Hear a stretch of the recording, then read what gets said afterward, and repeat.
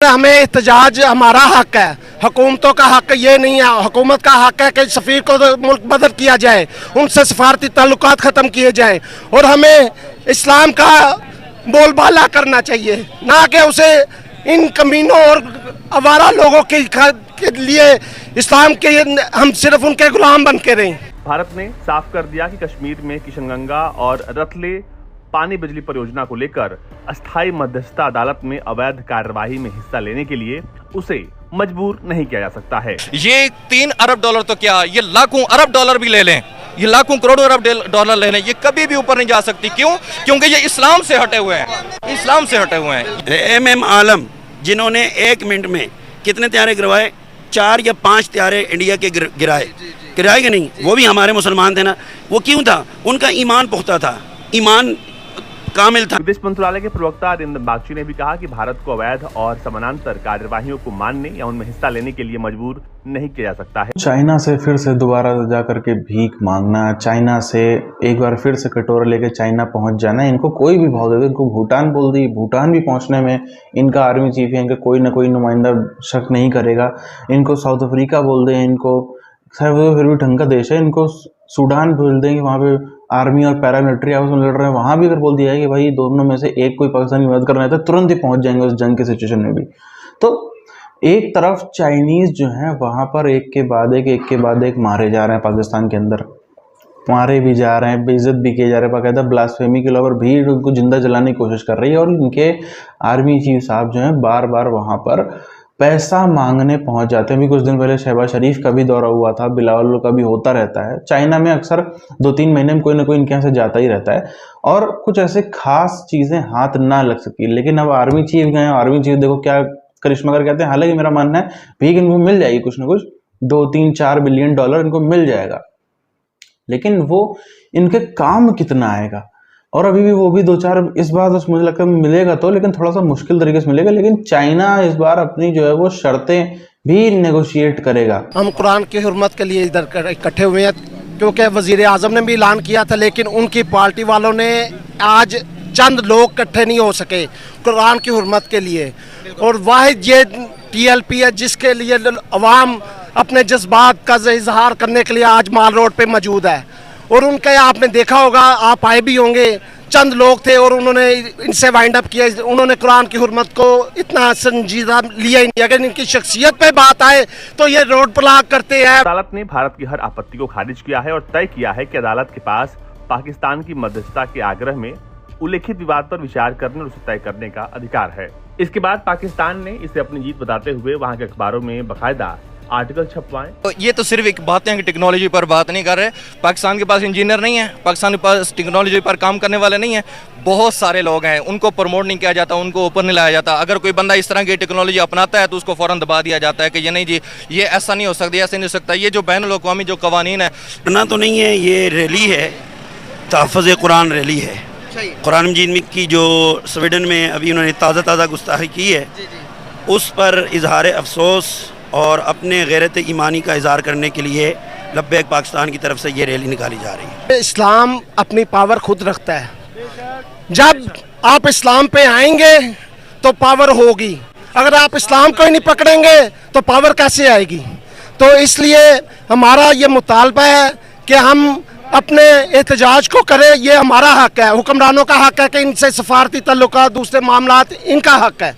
बागची ने कहा कि भारत सरकार संधि के अनुच्छेद 12(3) के तहत सिंधु जल संधि में संशोधन के संबंध में पाकिस्तान की हुकूमत से बातचीत कर रही है। स्थायी मध्यस्थता अदालत ने एक बयान में कहा कि विश्व बैंक के साथ बातचीत के जरिए भारत द्वारा अदालत के अधिकार क्षेत्र पर की गई आपत्तियों पर उसने विचार किया है।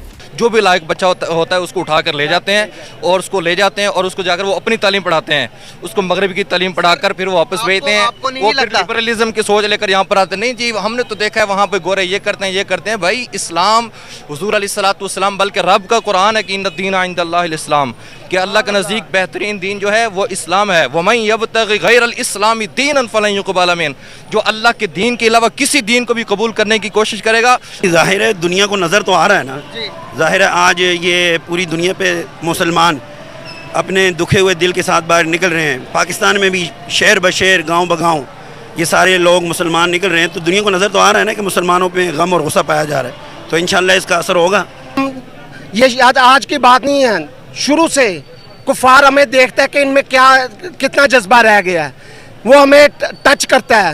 जब टच करता है तो तब इस्लाम, अगर ये दीनी जमातें ना हो, आज हमारा पाकिस्तान इस्लाम की खातिर बना है, लेकिन यहाँ पे इस्लाम की बात करना मना है। आर्टिकल्स में लिखा गया कि ये पाकिस्तान की पहली जीत है कि हेग ने भारत की तमाम आपत्तियों को खारिज कर दिया है। अब इस विवाद के बाद जल्द उम्मीद है कि भारत पाकिस्तान का पानी बंद कर देगा और अब पाकिस्तान की हेग से निकलनी तय है। $3 अरब अब आए, मुझे बताएं इससे आपको क्या मिलेगा, आम आवाम को क्या मिला है?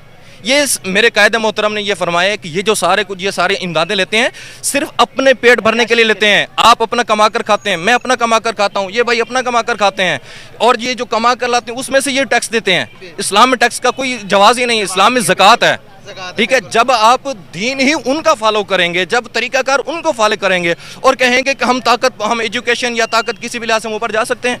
एक ही बात है, मुसलमान जब इस्लाम कुरान और सुन्नत से जुड़ जाएगा फिर वही मेरे आका वाला दौर आ जाएगा। ये उससे दूरी का नतीजा है, मुसलमानों के अपने असली रास्ते से हट के अगयार के रास्ते को पकड़ने का नतीजा है कि आज हम इतने कमज़ोर हो चुके हैं।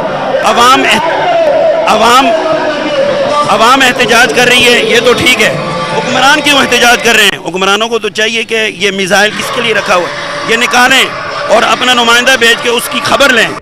दरअसल हेग स्थित मध्यस्थता अदालत ने फैसला दिया है कि उसके पास इस मामले पर नई दिल्ली और इस्लामाबाद के बीच विवाद पर विचार करने का अधिकार है, जबकि भारत कह रहा है कि वो स्थायी मध्यस्थता अदालत में पाकिस्तान द्वारा शुरू की गई कार्यवाही में शामिल नहीं होगा। आज भी हमारी कौम जिंदा है, ये आपके सामने है। ये कुरान जी से मोहब्बत की दलील है कि सारी कौम बाहर निकली हुई है, लेकिन अफसोस ये है कि हमारे हुक्मरान सही नहीं है।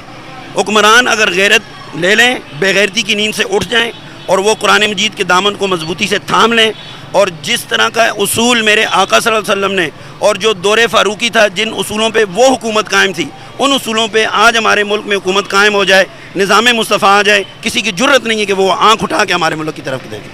कश्मीर के एक मुद्दे को लेकर पाकिस्तान अब हेग के अंतर्राष्ट्रीय मध्यस्थता अदालत पहुंच गया है। वहां पर वो चाहता है कि इस मुद्दे पर अंतर्राष्ट्रीय मध्यस्थता अदालत सुनवाई करे। सारी बातें तभी पॉसिबल हैं जब हम अपनी असली राह पे आ जाएंगे। टेक्नोलॉजी क्या करेगी जब मेरे रब का हुक्म नहीं होगा? वो भेज देंगे सैटेलाइट में, अपना वहाँ भेज देंगे, उसके में जब मेरे रब का हुक्म नहीं होगा वो क्या करेगा? ये हमारा ईमान इतना मजबूत हो जाए कि सब कुछ रब के हुक्म से, तो हम अल्हम्दुलिल्लाह टेक्नोलॉजी में आगे भी जा सकते हैं और उनकी टेक्नोलॉजी को मेरा रब ज़ेर भी कर सकता है। दरअसल ये दो मुद्दे जो हैं वो 330 मेगावाट किशनगंगा प्रोजेक्ट और 850 मेगावाट वाले रतले प्रोजेक्ट की हैं, और अब इस मुद्दे पर अंतर्राष्ट्रीय मध्यस्थता अदालत ने भी टिप्पणी कर दी है। मैं यही कह रहा हूँ ना कि मुसलमान अपनी राह से हटा हुआ है। जिस दिन मुसलमान अपनी राह पे आ गया, हमारे किबला उस्ताद गिरामी अमीरुल मुजाहिदीन रहमतुल्लाह ताला अलैह फरमाते थे कि ए हुक्मरानों, आज तुम इस्लाम ले आओ, ये ज़मीन सोना उगलेगी, ये टेक्नोलॉजी भी हमारे पास होगी, हुक्मरान भी हम होंगे, सब कुछ हमारा होगा। जिस तरह अल्लामा इकबाल ने कहा कि सारा जहां हमारा है, ये सब कुछ हमारा होगा, शर्त ये है कि हम दामन मुस्तफा से वाबस्ता हो जाए। पाकिस्तान के army chief Asim Munir, general Asim Munir ने फिर से एक बार चाइना का दौरा कर लिया। हालांकि इनका तो पहला चाइना का दौरा है, पर आर्मी चीफ जो कमर जावेद बाजवा थे, उन्होंने भी जाते जाते, अगर हम पिछले 1 साल में देखें तो तकरीबन 2 दौरे चाइना के करे थे। अभी इनका दौरा लगा हुआ है। आपको याद होगा, अभी मात्र 2 हफ्ते भी नहीं बीते हैं उस घटना को जब एक चाइनीज इंजीनियर के ऊपर भीड़ ने हमला कर दिया पाकिस्तान के अंदर। उसकी जान बिल्कुल जाते जाते बची। वो तो उसको कैसे तैसे करके बचा लिया गया, वरना भीड़ का प्लान था उसको जिंदा एकदम, जैसे वो श्रीलंकन को, याद होगा एक श्रीलंकन को मारा था ब्लास्फेमी के चार्जेस के नाम पे, वैसे ही यहाँ भी था। पाकिस्तान में ना जाने क्यों, एक तो बाहर से कोई आदमी आ रहा है, मुझे समझ में नहीं आता है। बाहर से कोई आदमी, अगर आप देखो हिंदुस्तान में किसी से बोला जाए कि आप घूमने पाकिस्तान चले जाओ, तो वो व्यक्ति एक बार सोचेगा कि नहीं, पाकिस्तान सेफ नहीं है, पाकिस्तान में जा करके कुछ ऐसे उल्टी सीधी बात करना तो और भी सेफ नहीं। कोई भी दुनिया में सोचेगा, कोई भी दुनिया का आदमी यही सोचेगा। लेकिन दुनिया में श्रीलंकन, चलो मान लो चाइनीज थोड़े होते हैं, चाइनीज वहाँ पे अपने आप को ज़्यादा बॉस दिखाते हैं, चाइनीज वहाँ पे कर रहे होंगे, एक बार को मान लेते हैं। लेकिन एक श्रीलंकन व्यक्ति जो अच्छे तरीके से जानता है पाकिस्तानियों का नेचर कैसा है, वो वहां जाकर के ऐसी हरकत मुझे तो नहीं लगता ये कर सकता है, जानते हुए कि भीड़ कितनी रेडिकलाइज है। या हमने कोई ऐसा तो नहीं देखा कहीं पे जाकर के फॉर एग्जांपल इंग्लैंड में जाकर के कोई लोग जाकर क्रिश्चियन के खिलाफ ब्लास्फेमी कर रहे हो, या कहीं ऐसा दुनिया में कहीं भी, हमने इजराइल में जाकर यहूदी के खिलाफ ब्लास्फेमी, जो भी बाहर से आने वाला नागरिक है जो किसी भी देश में नौकरी करता है, वो तो बड़ा डर के और दब कुचल के रहता है कि भाई एकदम से कोई पब्लिक के सेंटिमेंट ना हर्ट हो जाए, एकदम से हमको कुछ ना कर दिया जाए।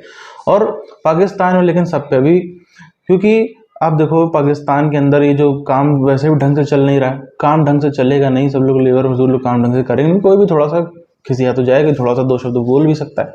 चाइनीज इंजीनियर यही सब बोलते हैं कि तुम लोग ये क्या नमाज पढ़ने जाते हो, इतनी देर क्यों लगा गया, तो इतनी देर लगती कोई। उतनी ही बात पर भीड़ जो है वो भड़क उठी और भीड़ ने समझ लिया कि ये तो गुस्ताखे रसूल, गुस्ताखी हो गई और उसको जो मानना चाहिए। उसके उस मामले के बाद और उसके अलावा भी आप देखो कितने चाइनीज के ऊपर अटैक हुए हैं, बाकायदा AK-47 टांग के चाइनीज इंजीनियर जो थे वो सीपैक पे, जो सेंसिटिव इलाके वहाँ पे काम कर रहे थे। इतनी ज़्यादा सिचुएशन खराब आज भी है और पहले भी थी। तासू डैम पे हमला होता है, चाइनीज़ कॉलोनी ग्वादर पे भी हमले होते हैं, हमने देखा कराची के अंदर चाइनीज़ डॉक्टर्स पे हमले होते हैं, चाइनीज़ प्रोफेसर्स पे हमले होते हैं।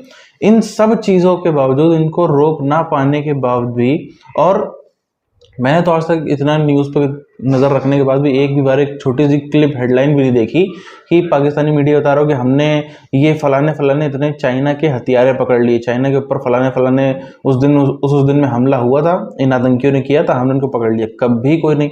अगर ये थोड़ा सा भी पकड़ते तो ये तो चीख के बताते, इनका मीडिया चीख के बताता कि देखो हमने इन चाइना के दुश्मनों को पकड़ लिया, और हो सकता है उनको रॉ का एजेंट भी घोषित कर देते, उसमें भी कोई शक की बात नहीं। लेकिन कुछ भी नहीं, और मुंह उठा करके फिर से चाइना ये व्यक्ति पैसा मांगने चला गया है।